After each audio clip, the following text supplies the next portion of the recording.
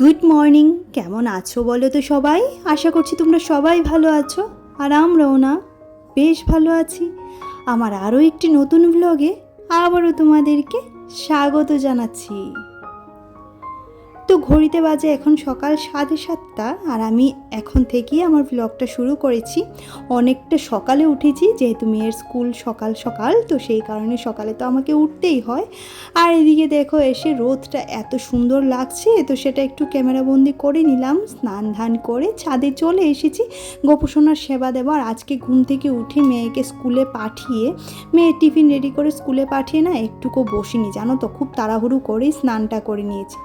কিন্তু করলে কি হবে, এই দেখো কি পরিমাণে রোদ আর কি পরিমাণে যে গরম, সেটা তোমাদেরকে কি বলবো। তো একটুখানি আমি আমাকেও দেখিয়ে নিচ্ছি, দেখো কি পরিমাণে ঘেমে গেছি, পুরো মুখ ঘেমে চিপচিপে হয়ে আছে। আর এদিকে আমার ফুল তোলাও হয়ে গেছে, এবার গিয়ে গোপোষণার সেবা করব। আর দেখো ঘরে চলে এসে গোপোষণাকে সুন্দর করে সাজিয়ে দিলাম ফুল দিয়ে।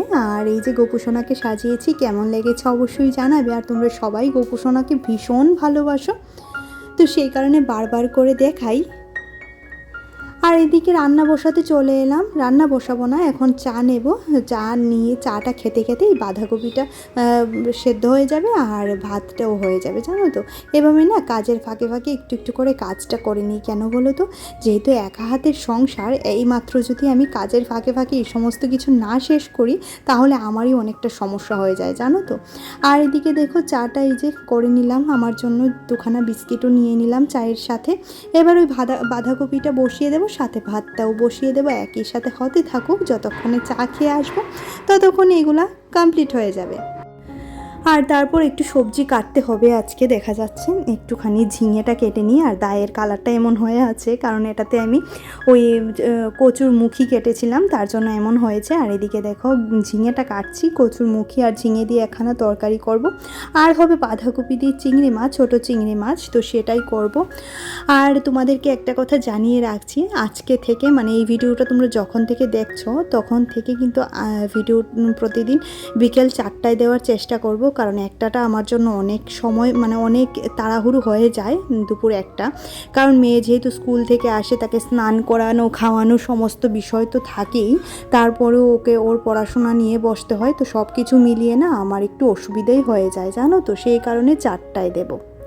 আর আমি বুঝি না, যখনই আমি ভিডিওতে ভয়েস দিতে বসি কোথা থেকে যে এত নয়েজ আসে, সেটাই আমি বুঝে উঠতে পারি না। যখনই বসি, সেটা সকাল 5টায় বলো, সকাল 7টায় বলো, সকাল 11টায় বলো, দুপুর 1টায় বলো, যখনই বলো, সেটা কিন্তু তোমার মানে ভীষণ একটা নয়েজ আসে, ভীষণ ইরিটেটিং লাগে বিষয়টা, জানো তো।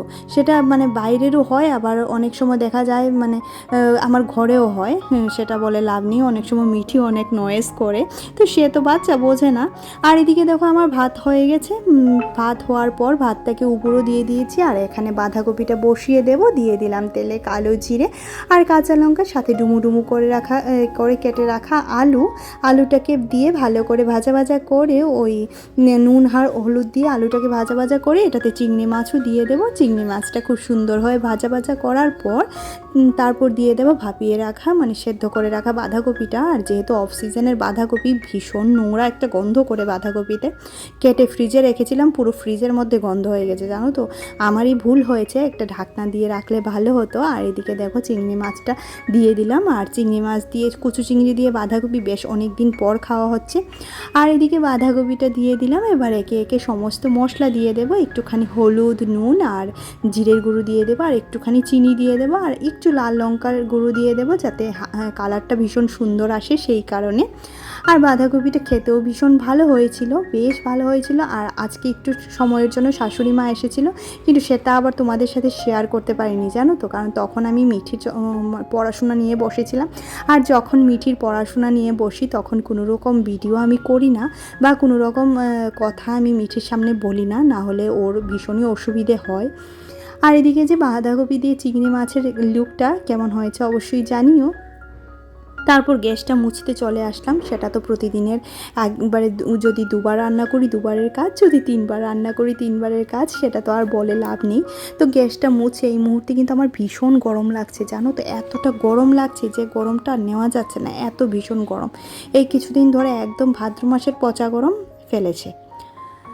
আর এদিকে একটুখানি রান্নাঘরে জানালা থাকলে ভালো, কিন্তু একদিকে আবার একটুখানি খারাপও বটে। এই দেখো জানালাটাকে ভালো করে প্রতিদিন মুছতে হয়, যেহেতু একটুখানি তেল অনেক সময় পরে, যতই চিমনি লাগানো থাকুক তারপরেও একটুখানি তেল চিটচিটে ভাব তো হয়েই যায়। আর এদিকে সমস্ত কিছু ভালো করে পরিষ্কার করে মুছে নিচ্ছি। এবার মানে যতটুকু যা আমার রান্নার সারফেসটা মুছতে হয় সমস্তটাই মুছে নিয়েছি। তারপর গিয়ে মিঠির পড়া ধরবো, কারণ ওর টিচারের বাড়ি আছে আজকে বিকেলে। আর ওকে নিয়ে এবার ওকে স্নান করিয়ে খাইয়ে ঘুম পাড়াবো সবার আগে। ঘুম পাড়াতেই মানে ঘুমাতেই ওর পড়াগুলি ধরবো, পড়তে পড়তে ও ঘুমিয়ে যায়। তো সেই কারণে ওকে ঘুমানোর সময় আমি পড়াতে নিয়ে বসি। সেটা মানে ওই যে বলে না, বসে থাকলে না তার ঘুম পায় না, বলবে আমি টিভি দেখবো, মার যেই বই খাতা নিয়ে বসাই তার কিন্তু ঘুম পেয়ে যায়। তো দেখতেই তো পাচ্ছ, সমস্ত কাজের পরে, এটা হচ্ছে অনেকটা পরে ভিডিও এডিট করে শেয়ার করে এসে তারপর এদিকে বাসনটা মাজছি। মিঠিকেও ঘুম পাড়িয়ে দিয়েছি। আর বলেছিলাম না পড়তে পড়তে ঘুমিয়ে যায়, তো সেটা হচ্ছে ওর অভ্যাস। আর এদিকে দেখো বাসনপত্র নিয়ে পড়লাম। এবার বাসনপত্র ভালো করে আজকে কড়াইগুলিকে ভালো করে মাজার চেষ্টা করছি। আর প্রতিদিন সময় হয় না গো, সত্যি কথা বলতে গেলে একা মানুষ এত কিছু করে উঠতে পারি না প্রতিদিন। তবে যখনই সময় পাই আমি কিন্তু প্রত্যেকটা কাজকে ধরে সুন্দর করে করার চেষ্টা করি। আর ওই যে বললাম যে জিনিসপত্র যতটা নিজের মতো ভালোবাসা দিয়ে আদর করে আগলে রাখা যায় ততদিন জিনিসপত্রগুলো আমাদের সাথে থাকে। তো সেই কারণে না আমি এইগুলিকে খুব আগলে রাখার, যত্ন করে রাখার চেষ্টা করি, যাতে অনেক দিন এগুলি আমার সাথে থাকে। আর আমার ডেলি লাইফ কুকিংয়ের দিদিভাই কালকে আমাকে একটা সুন্দর প্রশ্ন করেছো যে সুতপা তুমি গোপোষণাকে কতবার সেবা দাও, কটা নাগাদ দাও? তো দিদিভাই আমার কাছে গোপোষণার সেবা জানতে চেয়েছে। তো দিদিভাই আমি সকালে একদম 7:30 থেকে 8টার মধ্যে গোপোষণার সেবা দেওয়ার চেষ্টা করি। দুপুরবেলা 12টার মাঝখানে আমি চেষ্টা করি 12টার আগে দেওয়ার।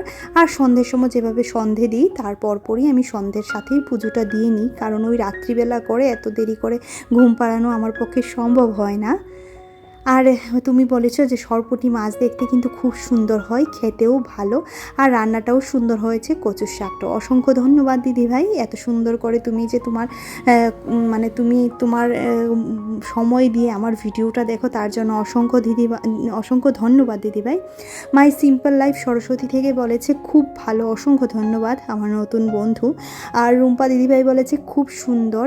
আর সঙ্গীতা দিদিভাই বলেছে খুব সুন্দর লাগলো, অসংখ্য ধন্যবাদ তোমাদেরকে। নন্দিনী দিভাই বলেছি মিঠি সোনা খুব মিষ্টি, খুব সুন্দর লাগলো, অসংখ্য ধন্যবাদ। তারপর পিয়ালি বলেছে খুব সুন্দর লাগলো দিদিভাই, অসংখ্য ধন্যবাদ পিয়ালি। মনিকা দিদিভাই তো প্রত্যেক দিন এত সুন্দর করে কমেন্ট করে, ওনার কমেন্ট না পড়লে ভীষণই খারাপ লাগে আমার, জানো তো। আর ওনার কমেন্ট আমাকে অনেকটাই মোটিভেট করে। মনিকা দিদিভাই বলেছে তোমাকে অনেক ভালোবাসা জানালাম বোন, অসংখ্য ধন্যবাদ দিদিভাই, তোমাকেও অসংখ্য ভালোবাসা। আর অসংখ্য ধন্যবাদ যে তুমি আমার ভিডিওটি দেখো প্রতিদিন, যার জন্য ভীষণই ভালো লাগে। আর এদিকে দেখো তোমাদের সাথে কথা বলতে বলতে বেশ খানিকটা কাজ আমার হয়ে গেছে, বলতে গেলে সমস্ত কাজবাজই হয়ে গেছে। এবার জামা কাপড়গুলো গুছিয়ে রাখবো, গুছিয়ে একদম জায়গাতে রেখে দেবো। যে কাজগুলো সকালে করার সুযোগ পাইনি সেই কাজগুলো এখন করে নিচ্ছি। আর দেখো এদিকে ছোটোখাটো মিঠির জামাগুলো গোছাতে এতটা বিরক্ত লাগে, কিন্তু কি করব, ছোট মানুষ তো আর বড় জামা কাপড় পরতে পারে না, অবশ্যই ছোট জামা কাপড়ই পরবে। তো সেই কারণে ওর জামা কাপড়গুলোও গুছিয়ে রাখছি। ইতিমধ্যে কিন্তু ওর টিচারের বাড়ি যাওয়ার টাইমও হয়ে যাচ্ছে, জানো তো। ওকে এবার তুলে টিচারের বাড়িতে পাঠাবো, যেহেতু আজকে মানডে, ম্যাথ ক্লাস আছে দুপুর 3টে থেকে। তো ওকে ম্যাথ ক্লাসে পাঠাতে হবে।